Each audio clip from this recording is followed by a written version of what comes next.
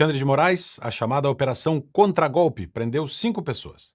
3 militares da ativa, um da reserva e um policial federal, no âmbito da investigação de uma tentativa de golpe de Estado e de abolição violenta do Estado Democrático de Direito. Pois bem, ouçam-me até o final. O que foi revelado até agora, se confirmados todos os fatos apurados pela investigação, é gravíssimo.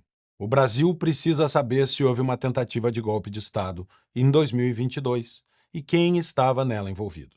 O que aconteceu naquele fim de 2022 entre as eleições e a posse de Lula da Silva? Houve um planejamento de um golpe de Estado, liderado por generais do Exército Brasileiro? E Bolsonaro estava envolvido nesse planejamento? Se sim, houve um comando de Bolsonaro para executar o plano ou, ao contrário, para não executá-lo? Quem participou? Até que ponto foram os planos? Na história do Brasil, não seria a primeira vez em que se daria uma intervenção militar. Por mais de uma vez eu disse, aqui na BP e fora dela, que na história da República no Brasil, pela ausência de um poder moderador, as crises entre os poderes se tornavam intransponíveis. As Forças Armadas, então, rompiam a ordem constitucional e um novo ciclo se iniciava. Basta assistir ao curso As Origens do Estado, que eu gravei aqui mesmo para os assinantes da BP, para perceber que as Forças Armadas se alçaram ao exercício do poder moderador em diversos momentos políticos do Brasil. Vejamos 1930. Getúlio Vargas, inclusive acusando fraude nas eleições que elegeram Júlio Prestes, derruba o então presidente Washington Luiz e forma um governo provisório. Ficaria no poder, comandando uma ditadura, por mais de 15 anos. Em 1964, com a derrubada de João Goulart, havia a expectativa de convocação de novas eleições. Apenas em 1985 houve eleição. E ainda assim, indireta. O Brasil levaria 25 anos para ter uma eleição direta para presidente da República, depois de 64. Na própria proclamação da República, o primeiro golpe militar sofrido no Brasil, houve a formação provisória de um governo, com a promessa de um plebiscito para definir a forma de Estado, se república ou monarquia. O plebiscito aconteceu 104 anos depois. Nunca, na nossa história, construímos uma democracia e um Estado de Direito com um golpe militar. Jamais o resultado de um regime militar foi a liberdade, em qualquer circunstância. Foi isso que aconteceu em 2022? Mais uma vez, houve uma tentativa de golpe? Em qualquer país democrático, essas questões precisam ser respondidas e precisam ser respondidas dentro da lei. Precisam ser respondidas em um processo que possa ser chamado de devido processo legal. Isso é, o inquérito deve ser conduzido por uma autoridade policial competente e isenta.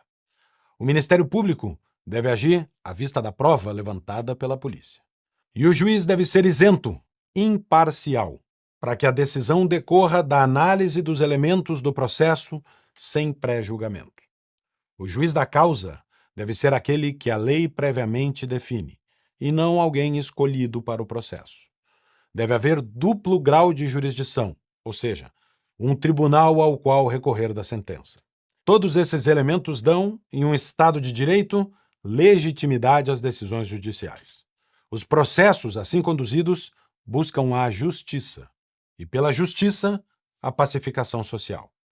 A confiança que um país tem na solução de um caso dessa magnitude depende diretamente da percepção da sua apuração e do seu julgamento como justos e legais.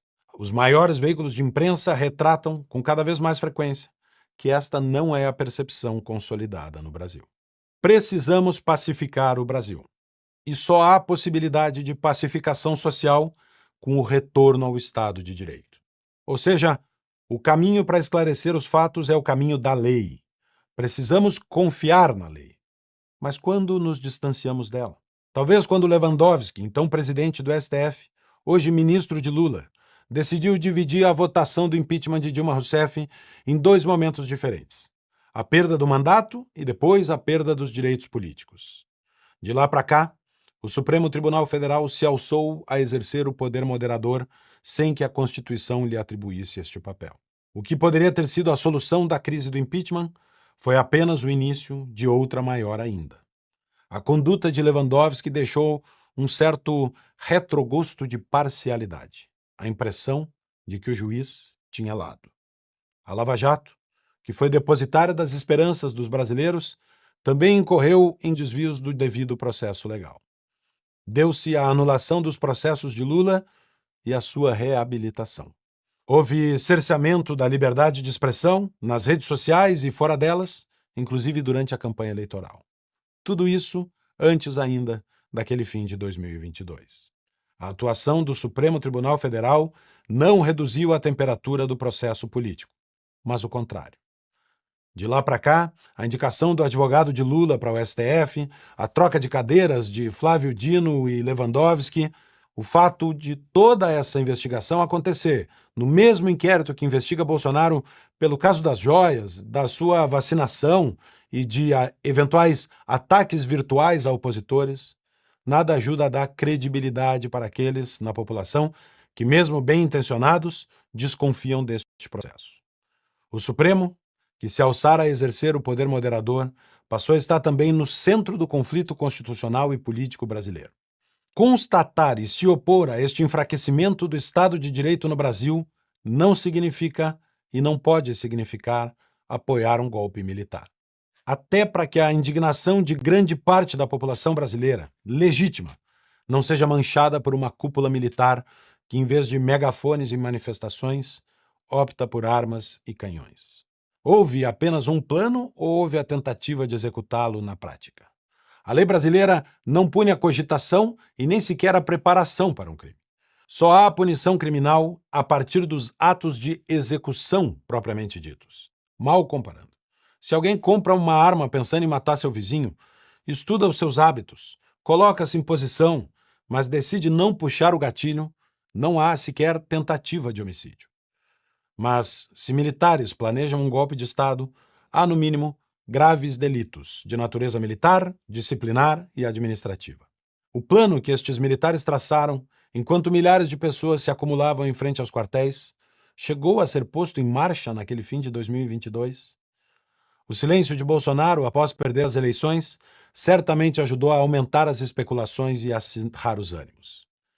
Mas talvez essas mensagens, esses documentos, esses planos, tenham ficado apenas no campo das especulações, das cogitações, das hipóteses.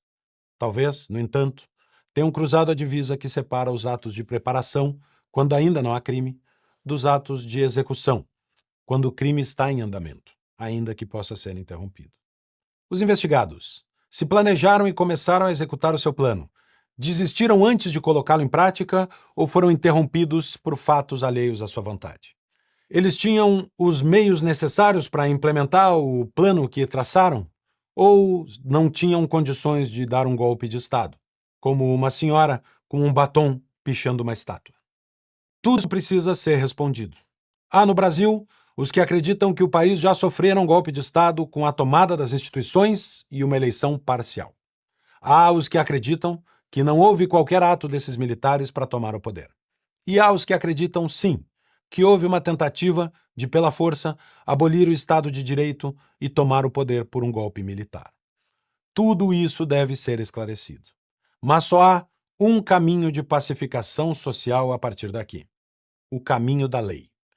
Que uma possível vítima do suposto golpe seja o condutor do inquérito é não apenas inflamatório, como profundamente ilegal.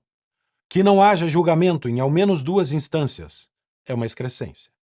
Só há um caminho para responder ao Brasil o que ele quer saber: o devido processo legal. Dele dependem a justiça, o Estado de Direito e também a democracia. É preciso investigar, com a imprescindível formalidade do regramento jurídico brasileiro, todos os fatos, que, se forem confirmados, são sim graves. Até porque, se não for desta maneira a investigação e o julgamento, restarão muitas pessoas bem intencionadas, levadas a desconfiar do resultado do processo pela parcialidade do seu julgamento. E mais, sem isso, a radicalização política só crescerá. E pode tanto levar à anulação do processo, quando os ventos políticos mudarem, como pode também jogar ainda mais lenha no conflito político que estamos vivendo. A humanidade levou mais de 1000 anos construindo os instrumentos para fazer justiça. Se é justiça que queremos, se é esclarecimento, julgamento e punição dos culpados, que sigam os ritos que o Estado de Direito consagrou. Separação entre o acusador e o julgador. Imparcialidade do juiz. Duplo grau de jurisdição. Juízo natural. Ampla defesa. Contraditório. Igualdade perante a lei. Presunção de inocência. Sem isso, não se trata de justiça, não se trata de lei, não se trata de Estado de Direito, não se trata de democracia. O rumo que esperamos, que queremos, é o rumo da retomada do Estado de Direito na sua plenitude. Nem golpes militares, nem atropelos judiciais podem estabelecer o ideal, mas é o nosso dever.